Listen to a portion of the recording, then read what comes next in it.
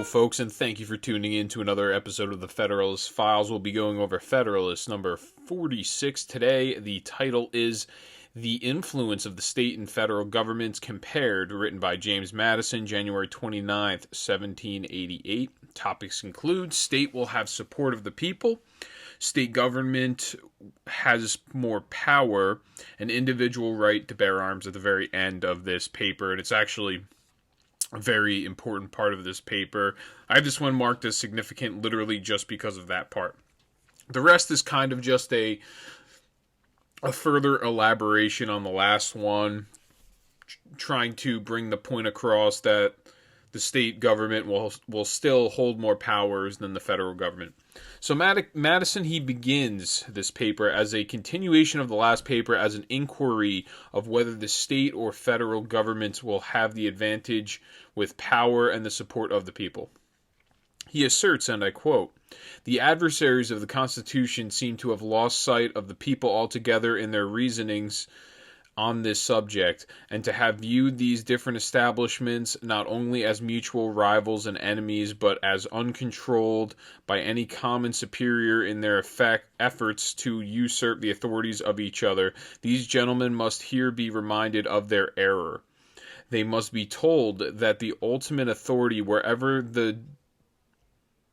it derivates may be found, resides in the people alone, and that it will not depend merely on the comparative ambition or address of the different governments, whether either or which of them will be able to enlarge its sphere of jurisdiction at the expense of the other." End quote. Once again, at the end of the day, just stating once again, the power is in the hands of the people. It is not in the hands of a federal or a state government, because it's supposed to be self-government. So that being said, these two government entities shall be dependent on the sentiments and sanction of their constituents being the people. Madison explains that the state will have a natural attachment of the people because, and I'm quoting, "greater proportion of the people have the ties and personal acquaintance and friendship to the state government, which people will be more loyal to." And he continues, he states, and I quote, "that the federal council was at no time the idol of popular favor, and that opposition to proposed enlargements of its power and importance was the side usually taken by the men who wished to build their political consequence on the prepossessions of their fellow citizens. If therefore, as has been elsewhere remarked, the people should in future become more partial to the federal than to the state governments, the change can only result from such manifest and irresistible proofs of a better administration as will overcome all their antecedent propensities." End quote. So when he says antecedent propensities, he just means you're going to have a pre-inclination to like the state government rather than the federal because it's so close to you. You have personal friendships and acquaintances there. And then additionally, the only way that the federal government will be more trusted by the people, or there will be more partiality towards the federal government rather than the state, is if there is good governance or a better administration in the federal government than the state government themselves. So if the federal government you think is doing a better job than the state government, then you're going to have more trust in the federal system. But usually you have a natural inclination to like the state system more because it's closer. You see where on a base root level, you see where your money is going with the state system rather than the federal system. You really don't know where your money's going. You get about, if you're a middle class worker, you're getting about 25% of your taxation from the federal government on income, and you really don't know where that money's going. Whereas in your state, let's say you live in a no-tax income state like a Tennessee or a Florida, you see exactly where your money's going, and then you go, okay, when you get your paycheck, you look at the pay stub, and you see, hey, look, I'm not even paying that much into state income tax. So that's why there's going to be a partiality usually in favor of these state governments, because you see if they're filling potholes, public employees are doing what they're supposed to be doing, your public works, if they're picking up your garbage, you're supposed to have more loyalty to the state government for that reason. Now, and also state government does also protect you from the federal head if there was any type of executive order or executive action that went through. They didn't even have executive orders at this time. But if there was any type of legislation that they found the state governments as unconstitutional, state governments had their own power to completely just throw away whatever legislation came from the federal government if they really want, if it was directly in violation of the Constitution, just like a lot of these laws that they're trying to pass on gun control now. South Dakota, North Dakota, I heard maybe Montana, I think, might have something set up where there's protections no matter if they try to infringe on the Second Amendment. Those states are just not going to enforce it. And then if any feds come to the state and try to enforce it, they're going to arrest the feds. That's what they have. That's what they have set up right now in North and South Dakota. I was also reading something about, it was another red state. I'm trying to think. Maybe it was Montana. It was one of those Midwest states, and that's another state that had a surplus in the budget this year. We're seeing astronomical disparities and losses this year on the spreadsheets of mostly liberal states. We're seeing red states with surpluses on the state budget. It's just it's so obvious and so transparent who does a better job of running in terms of efficiency, what you get for your money. It's very obvious who's doing a good job and who's not, if you just look at that number alone. Now, that being said, these two government... Oh, no, he already said that. So next, he goes on, additionally, the state governments will grow greater in concurrence with the increase in population in order to provide for needs. Madison argues that experience speaks the same language in this case under the current governmental system. So he's just talking about how there's going to be a growth in government as there is with people. He states, and I quote, "It was nevertheless invariably found after the transient enthusiasm for the early Congresses was over that the attention and attachment of the people were turned anew to their own particular governments." End quote. So he's saying when there was all this enthusiasm for the Congress, which was the federal government at this time, through the Articles of Confederation, the Congress assembled, people started to turn their attention and their attachment much more towards their new particular state governments. So he emphasizes that the states have had a vehement opposition of enlargements of the general government powers since the inception of Articles of Confederation. Next, Madison explains that members of the federal government will be much more favorable to the states than the members of the state government have a bias in favor of the federal government. So he states, and I quote, "The remaining points on which I propose to compare the federal and state governments are the disposition and the faculty they may respectively possess. They resist and frustrate the measures of each other. It has been already proved that the members of the federal will be more dependent on the members of the state governments than the latter will be on the former. It has appeared also that the prepossessions of the people on whom both will depend will be more on the side of the state governments than of the federal government. So far as the disposition of each towards the other may be influenced by these causes, the state governments must clearly have the advantage." End quote. This is something that was mentioned in the last paper.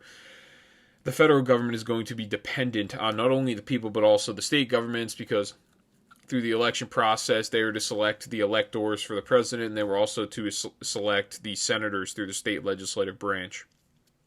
Pretty simple. So their constituents in the federal government are both the state government and the people, thus making the state government more powerful, because the federal government is actually reliant on the state government in this case. So he goes on, and I quote, a local spirit will infallibly prevail much more in the members of Congress than a national spirit will prevail in the legislatures of the particular states." End quote. This is the way the way in which this is the principle of federalism, and I think that we really need to, as a point of why I'm doing the podcast, I think we actually need to get back to this. We need to get back to the idea that we should be more invested in our local governance and our state government, more localized, and give the power back to the people and the states respectively, rather than push everything to a federal head, because then when these elections happen and these elections have consequences, you see a stock market crash, or you see a continued spending with high interest rates that'll cause a market to crash. It's just very fallible system. It is extraordinarily unstable to have so much power at the federal government head, and then every single election that happens, it causes the instability because of the differences in the two governances. One governs conservatively, not that Trump was super conservative, but in terms of spending, he was not conservative. But in terms of changing things, Second Amendment stuff, he really didn't mess with the Second Amendment, but he also didn't create more protections for the Second Amendment. Tried to work on immigration, certain things got done. He built like part of the wall or something. Everything he did through executive action were good actions. The only problem with that is executive actions can easily be repealed by the next guy in office. Thus, the reasoning for taking more and more power away from the federal government, giving it back to the states. Because if you want to be a liberal, you want to be a psycho, like far left wing lib, you want infanticide, that's fine. You can do that. You can go live in your blue state, go live in California, go live in New York, and then all the conservatives will just move to their red states where you guys can't touch them, and we'll see which system, and this was the point of federalism. We will be able to see which governing system is the best one for the people. If you see conservative, or you see less government spending, more prosperity, more economic freedom, and you see, oh wow, that resonates, that correlates with more success or a higher median income, things of that nature, better living conditions, then maybe some of these other governments will look around and they'll realize, oh wow, they're not, and the media isn't peddling for them. So, and in this scenario, really all that happens is New York does a terrible job governing, California does a terrible job governing. It's okay because the federal government just bails them out with all of the money that Floridians are making, because they're actually doing the right thing and they're doing a good job. So the federal government takes their money from them and redistributes it over to New York and California, and then the media carries the water for the Democrat Party and covers them. That's all that. That's what the problem is with having federalism, is no one's held accountable. You just have the federal government bailing everybody out, and it's almost like a welfare state to have it set up like that. It's almost like when you work with another employee and you notice one of your coworkers gets paid the same as you, but you're always working harder and you're doing much more work than them. You're being more efficient than they are, but the structure and the system is set up so you guys have to make exactly the same thing. It's not a merit-based system where based on how much work you do and how successful you are, you get paid. You just get paid as much as the guy right next to you hourly at the same rate, no matter how efficient you are. That's the current system we have set up. Is we have specific states that do a terrible job. They get bailed out by the federal government. We have the media carry the water for the Democrat Party, so no one's to blame. There's zero accountability, and all is forgotten. And as the media just continues to cover, and there's just no accountability. So he goes on here. He feared that the state will act partially, So Madison, he describes the organizational apparatus of the proposed system. The state government will act in partiality to its constituents in order to gain dignity and respectability amongst its people. The federal government will stay out of the affairs of the states and individual rights as long as they aren't in violation of the Constitution. This is the way the system actually was set up, and I wanted to get to that, and that's why I had that soliloquy before I stated that. So Madison feared of the impact the states will have on the federal legislature, stating that the current Congress, and I quote, what is the spirit that has in general characterized the proceedings of Congress, ? A perusal of their journals, as well as the candid acknowledgments of such as have had a seat in that assembly, will inform us that the members have but too frequently displayed the character rather of partisans of their respective states than of impartial guardians of a common interest, and where on one occasion improper sacrifices have been made of local considerations to the aggrandizement of the federal government, the great interests of the nation have suffered on 100 from an undue attention to the local prejudices, interests, and views of the particular states. End quote. So I guess what he's characterizing here is when they had the Congress assembled, they used to have their little assemblies or their meetings, and the members were too frequently not involved, partisans of their respective states. So whichever state had more pull ended up getting the legislation that they wanted, and then the states that had less pull didn't get really anything. And because of this, the people's wants and needs fell at the wayside. That's all he's referring to there. So Madison believed that the local engagements bled into the federal government and adversely affected the great interests of the nation in favor of local prejudices, interests, and views of particular states. So I guess a state like New York over a state like New Jersey, New York would get preferential treatment in this Congress assembled, probably because New York had more representatives rather than New Jersey. So next point of contention is the extension of federal or state powers beyond their due limit and who would have the advantage in defeating these encroachments. Madison contests that if states committed an act that isn't within their power, the federal government would scruple at the idea of fighting to make the state adhere, especially if other states were in agreement. On the other hand, if the federal government were to usurp its power, all 13 states have the capability to get together and intervene. I think he mentions that here. So he goes on, he states, and I quote, "Were it admitted, however, that the federal government may feel an equal disposition with the state governments to extend its power beyond the due limits, the latter would still have the advantage in the means of defeating such encroachments. If an act of a particular state, though unfriendly to the national government, be generally popular in that state and should not too grossly violate the oaths of the state officers, it is executed immediately and of course by means on the spot and depending on the state alone. The opposition of the federal government or the interposition of federal officers would but inflame the zeal of all parties on the side of the state, and the evil could not be prevented or repaired, if at all, without the employment of means which must always be resorted to with reluctance and difficulty." End quote.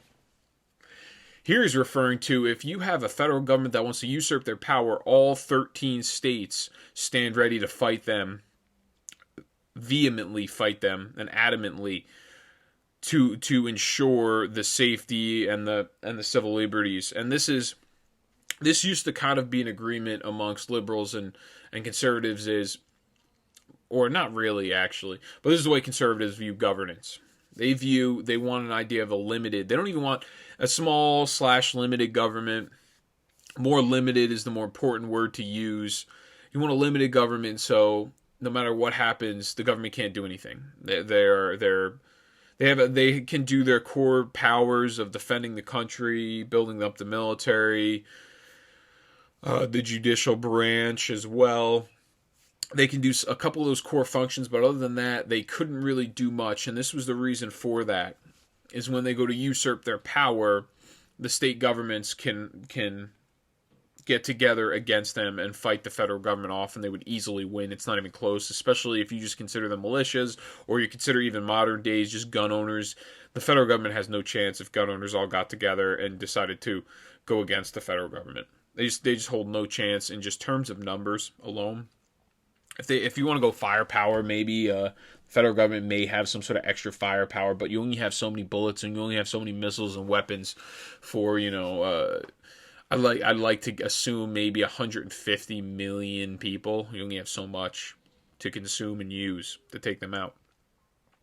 But the problem is you always want the federal government to be limited. You want the government in general to be limited, but you want the federal head to be very limited, because once your guy no longer is in office, kind of, for example, how the Obama administration got rid of the filibuster right before the Trump administration took over, thinking, oh, we're going to win this next election, so we're going to be able to push through some Supreme Court justices. They lost the presidential election, and because they eliminated the filibuster, you got Amy Coney Barrett and you got Brett Kavanaugh. Not that they're really helping much right now, but when you go for these authoritarian policies and you try to take away the idea of a republic and you go much more democracy where the majority rules, then that's what happens to you. The fight for power switches hands from one side to the other, and it creates an instability in the system.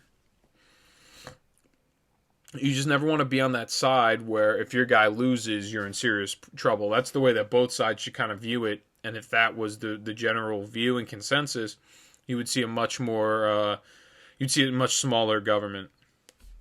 So next he goes on, ambitious encroachments of the federal government on the authority of state governments would not excite the opposition of a single state or a few states they would be signals of general alarm. Every government would espouse the common cause. The correspondence would be open. Plans of resistance would be concerted. One spirit would animate and conduct the whole. The same combinations, in short, would result from an apprehension of the federal as was produced by the dread of a foreign yoke.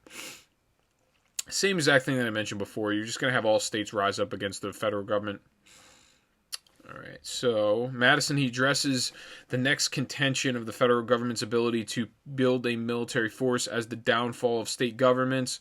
Madison establishes that the people of the states must be willing to elect men that will betray them and pursue a plan for the extension of the military establishment that will soon be used against them, which isn't a likely course of action. And he explains this. He states, and I quote, that the people and the state should, for a sufficient period of time, elect an uninterrupted succession of men ready to betray both, that the traitors should, throughout this period, uniformly and systematically pursue some fixed plan for the extension of the military establishment, that the governments and the people of the state should silently and patiently behold the gathering storm and continue to supply the materials until it should be prepared to burst on their own heads, must appear to every one more like the incoherent dreams of a delirious jealousy or the misjudged exaggerations of a counterfeit zeal than like the sober apprehensions of genuine patriotism. So I guess what he's referring to is that you would have to continue to vote if you want a military establishment or a government that became a federal government that became tyrannical. You would have to continue to vote for the same people that are willing to overthrow you, or you're going to have to continue to vote for the exact same people that are willing to build up this military establishment to the point where it becomes oppressive over and over again, and you would also have to allow them to approve the budget every single 2 years too. And every single House of Representatives, they run 2-year terms, so you would have to keep electing these people and allow for this to happen, the American people themselves. So Madison, he creates the hypothetical that if all of this is possible and a regular army that is equal to the resources of the country is formed, the people will easily prevail against them. This is the most important part where he gets to, I think near the end here, he's going to start getting to Second Amendment stuff. And let's see, I just lost my place.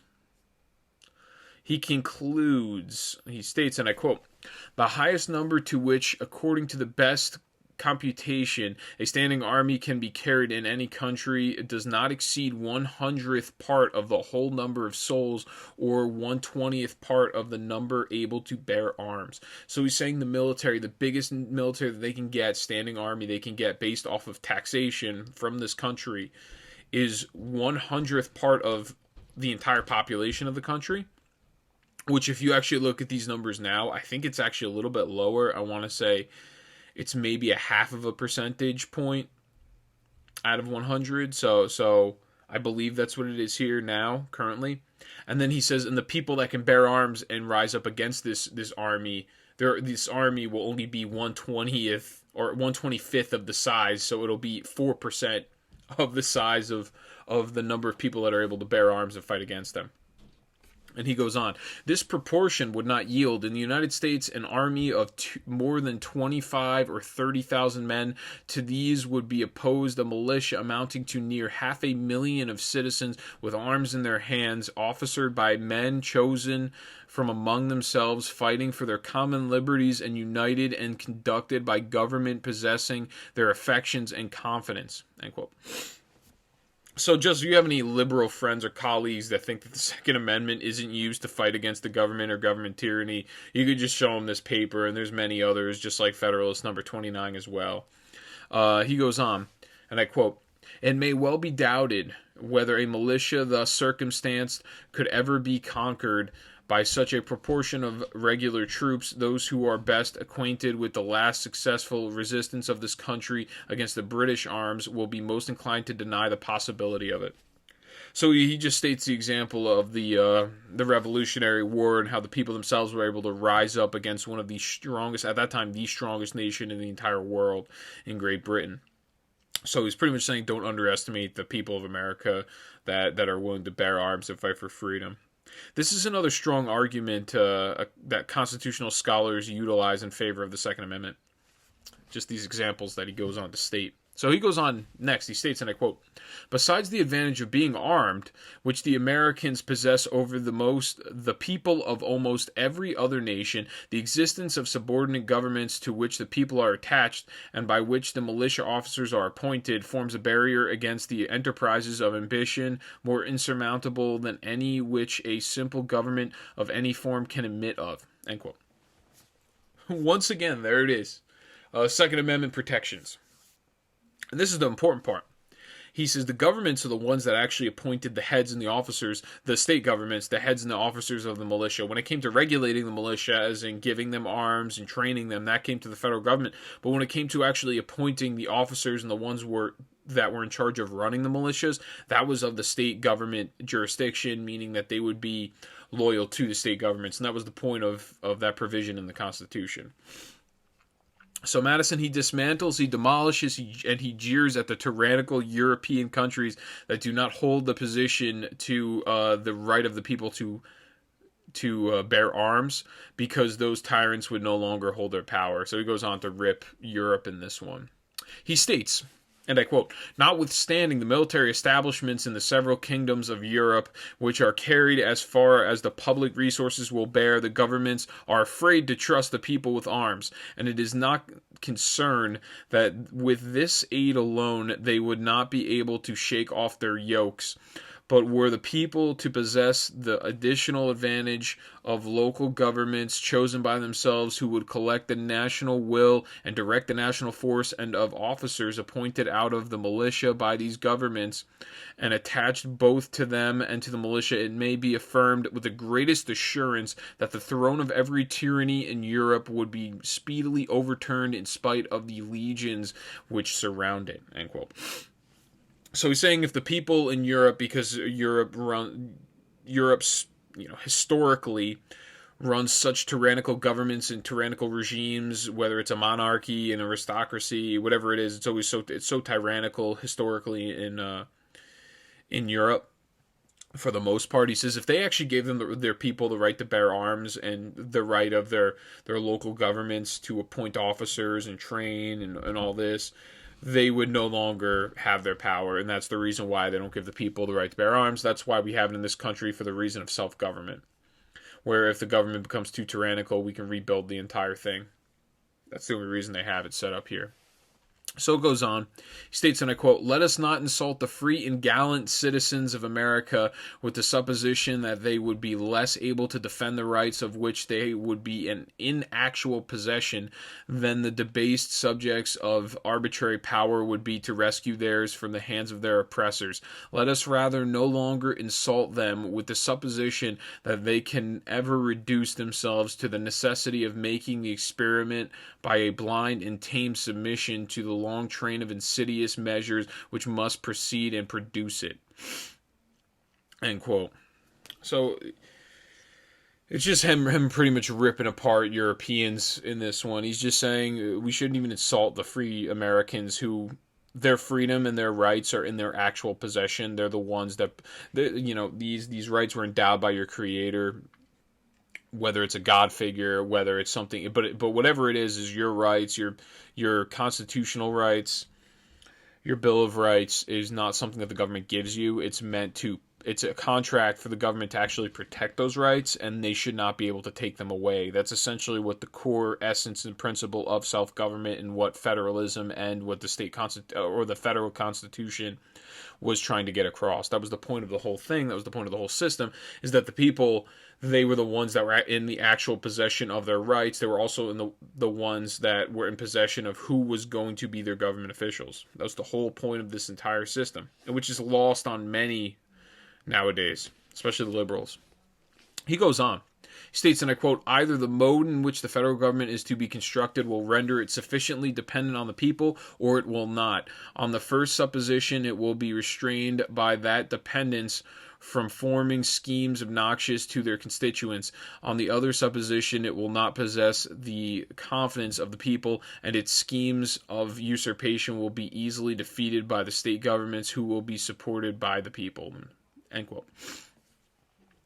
just saying either mode in which the government is constructed will render it sufficiently dependent on the people. If they want to try to overthrow the people, they're not going to have a chance because the state governments will easily stop any type of usurpations, and they want them to be dependent on the people. That's the whole point of the system. He goes on. He states, and I quote, "On summing up the considerations stated in this and the last paper, they seem to amount to the most convincing evidence that the powers proposed to be lodged in the federal government are as little formidable to those reserved to the individual states, as they are indispensably necessary to accomplish the purposes of the Union, and that all those alarms which have been sounded of a meditated and consequential annihilation of the state governments must, on the most favorable interpretation, be ascribed to the chimerical fears of the authors of them." End quote. So he's just saying all these considerations that we have, I've laid it out in the last two papers, that the powers that have been proposed and lodged in the federal government, they prove that the rights are little formidable for the federal government, whereas most of the rights are reserved to the individual states and the individual citizenry, and the power really will be held in them. It won't be held in the federal government. So he concludes this paper by characterizing contenders of the Constitution on the bounds of the federal government annihilating the state government as having chimerical fears, as in it's like a big joke to him. Madison, or fake, fallacious.